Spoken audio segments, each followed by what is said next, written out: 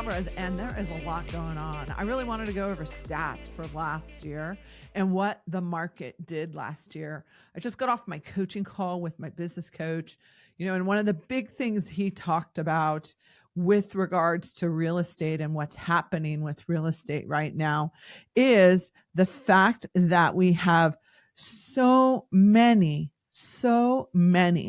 agents that are going out of business, agents that are having a tough time staying in business, right? We've had one of the toughest markets yet. And so I really wanted to check to see, like, is that accurate? And my goodness gracious, as far back as I can get, which I can get all the way back to 2008 per the MLS, right? I can get all the way back to 2008, all the information. Total closed sellings in January of 2008, the entire MLS across the board closed transactions. We had 7,565 homes bought and sold in 2008, January of 2008. So we go across the board to January 2023.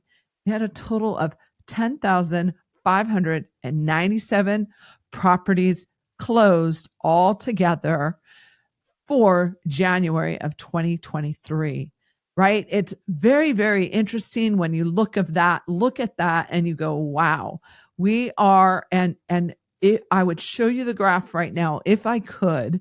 The graph is showing that last year was our lowest year for closings aside from January of 2008. January of 2008, we ended up with 7,565 closed transactions. And from there, we just went up. I mean, January of 2010, we had 13,000. In January of 2010, 13,121 closed pendings, right? And then we shoot on over here to January of 2011. January of 2011, I'll tell you this right now, that was the bottom of the market after the market did its crash, right? We had our big problems, 2008, 2009, 2010, 2011 was the bottom. You just, all of a sudden, it just went up and it just shot up from there. And we had a total of 12,825 properties trade hands in 2011 of January. And it just continued. January 2012, 12,993 properties closed. So then we shift right on to 2013, 14,658 properties closed. And then we move right into January of 2014, 15,000. So, I mean, look at that. We've doubled since 2008 to 2014. 2008, what did we have? 7,900 or so. And in 2014, we had 15,308 closed properties. Interesting that January of 2015, little decline. We went to 14,654 closed properties. And then we moved right into January of 2016, right back over that $15,000 number at 15,421 closed properties. And then moving into January of 2017, 16,148 closed properties. And January of 2018, 15,703. With January of 2019, we went to 13,693 properties, right? So we had another decline again in January of 2019. And then here comes the year of the COVID, right? The year of the COVID, we started January 2020 out with 16,430 properties closing in the MLS. And then everything went just crazy then. And we jumped. Our highest peak in the year of 2020 is going to be our highest peak in the year of 2020 was October of 2020. You will not believe this. We had 28,314 homes bought and sold that year. 28,314 homes. And then all of a sudden we dropped. January 2021, we dropped to 19,654 homes, right? And then we jumped right back up in April. And in July, we jumped up. April brought us 29,529 closings.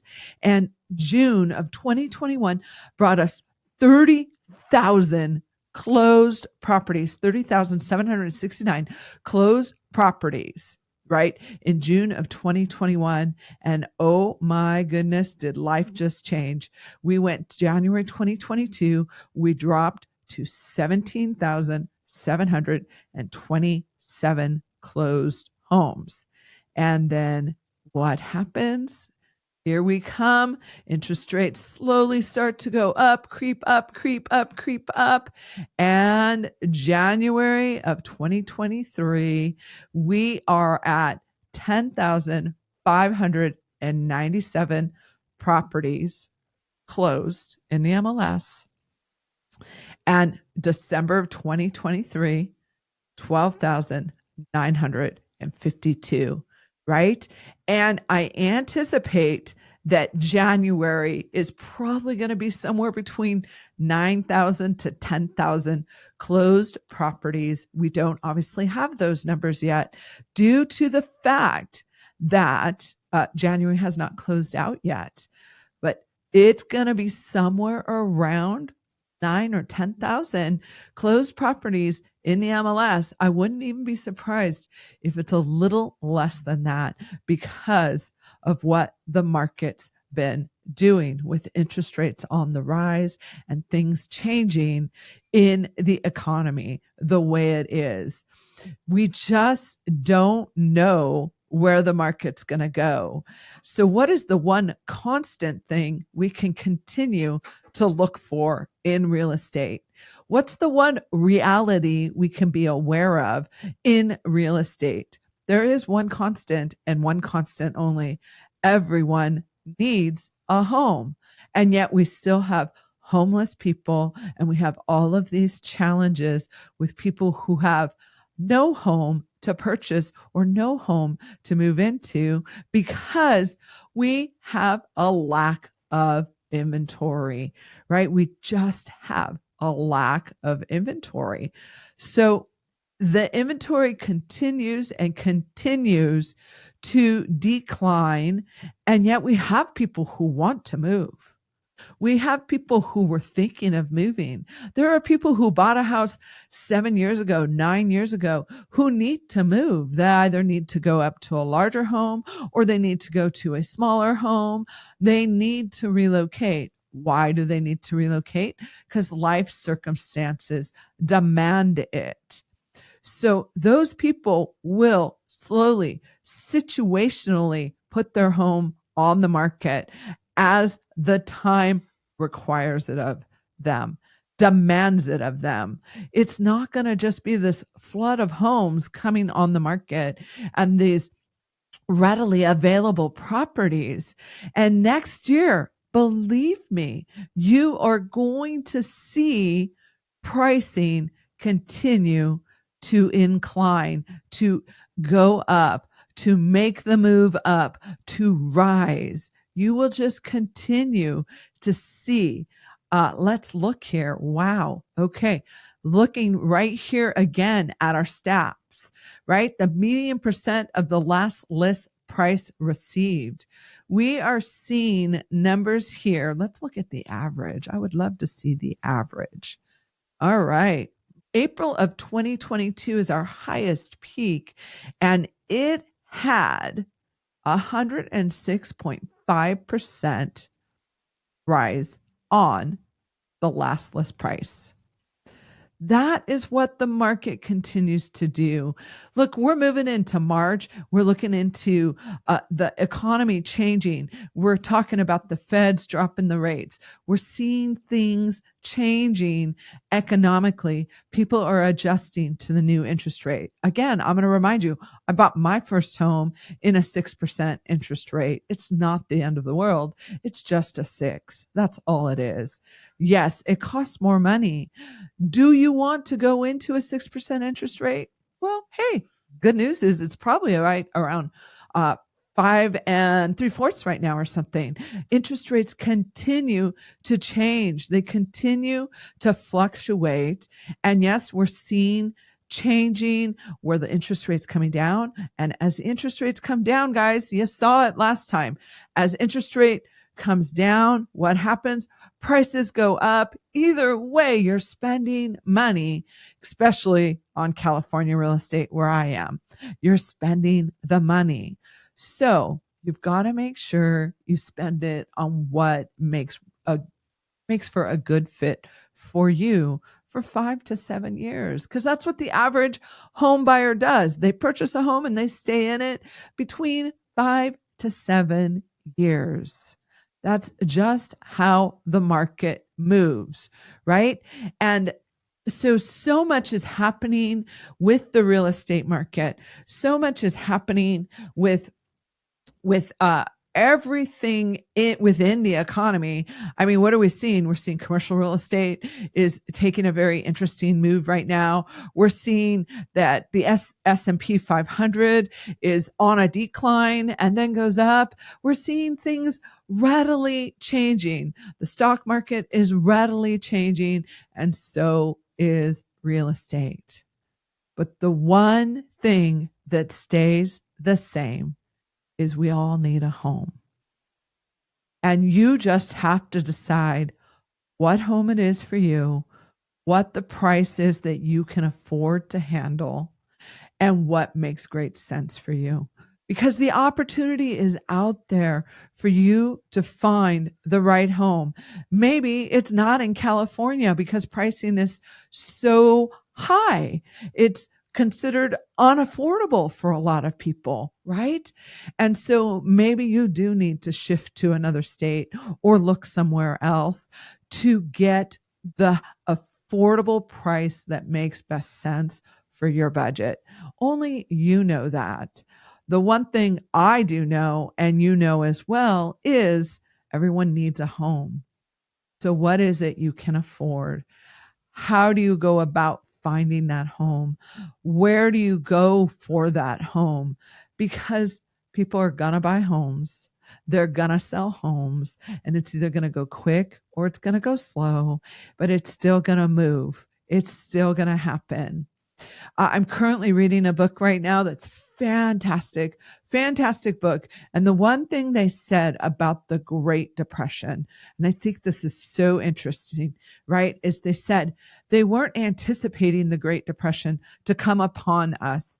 There was no reason for it from what they were monitoring in the statistical numbers of what was happening within our economy. Unemployment was at the bottom of the list for issues to be dealt with during and right before the Great Depression.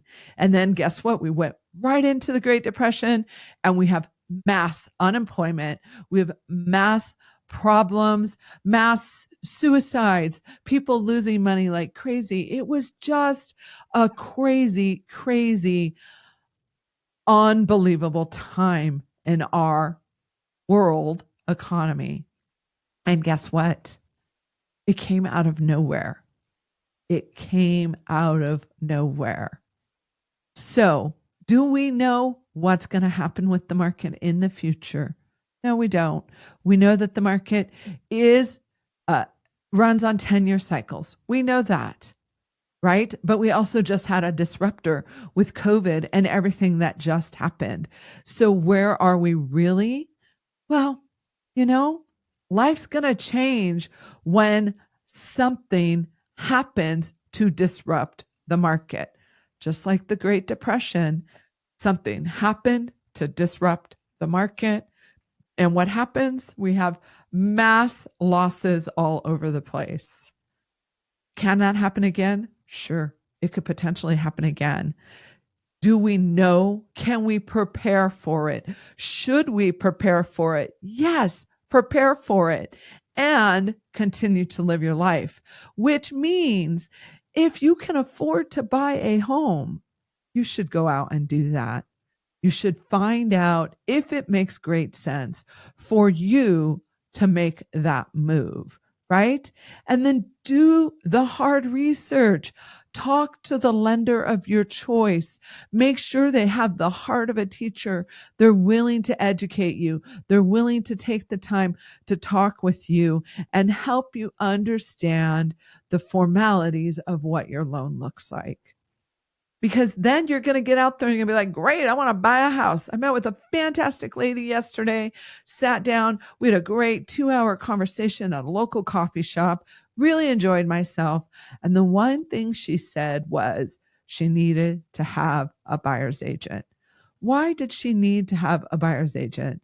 Because she didn't understand the crazy world of the internet. She didn't want to try to figure out the crazy world of the internet and who she should talk to or who she should not talk to.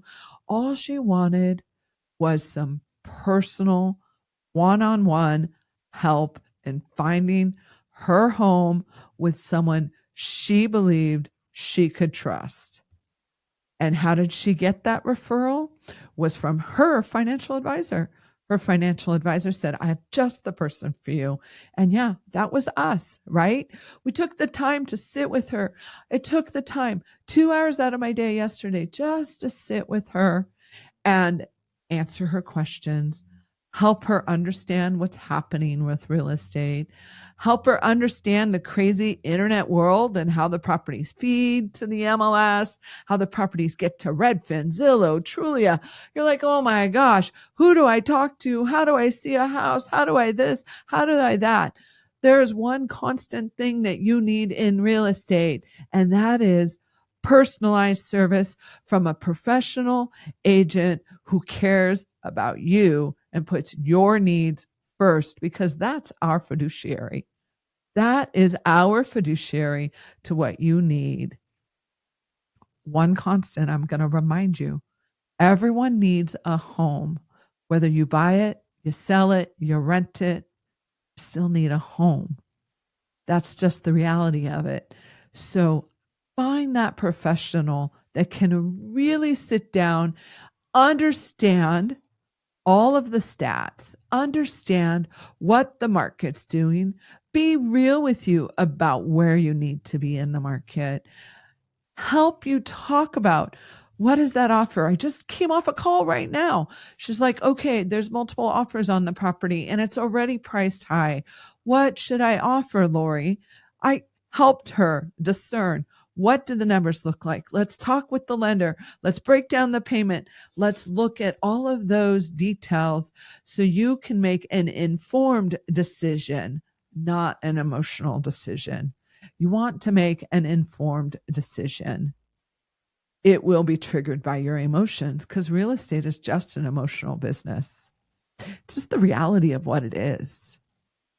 You're looking for a home. Otherwise, even if you're an investor, you're going to say, oh, well, it's not an emotional decision. Don't give me that. You are emotionally triggered by your money, Mr. Investor, just like everyone else. So real estate is an emotional decision. How you keep those emotions in check is by knowing your numbers.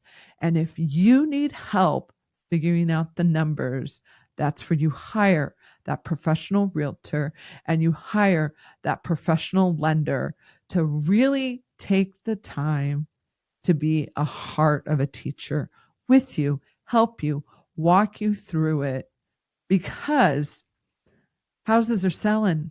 They're going to continue to sell, right? What did I tell you? December of 2023, we had 25,894 families who made a move one way or another. We saw that happen. And that was the total closed transactions in the entire MLS for last year. Are you going to be one of those families that's going to make a move this year? Because prices will continue to rise just like everything else does. I was just talking with a lovely lady the other day. She owns a jewelry store. And she told me when she first got in the business for jewelry, gold was like so inexpensive. Gold was, I don't even remember what the number she said was. And then she told me what today's number for what gold is worth. And I was like, wow. Look, precious things carry value. Gold is precious, and so is your home. So find your home, make it worth it, make sure you can afford it, and get yourself settled. Stop sitting on the fence. Stop thinking about whether or not I should or shouldn't. Let's sit down and look at the calendar, and let's let you help you live your best life with your family, wherever that means, whatever that means.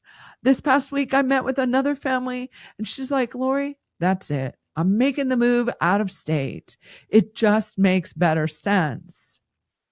Time matters, and it's not forever. It is subject to you and your lifetime. So make it the best life ever. Find the home that makes great sense for you. Find the location, the neighborhood, whatever it be. Find it, because you know what? Almost 26,000 families did it last year. And last year was one of the toughest years yet. You have an opportunity to own California real estate or potentially real estate somewhere else that makes better sense for you financially.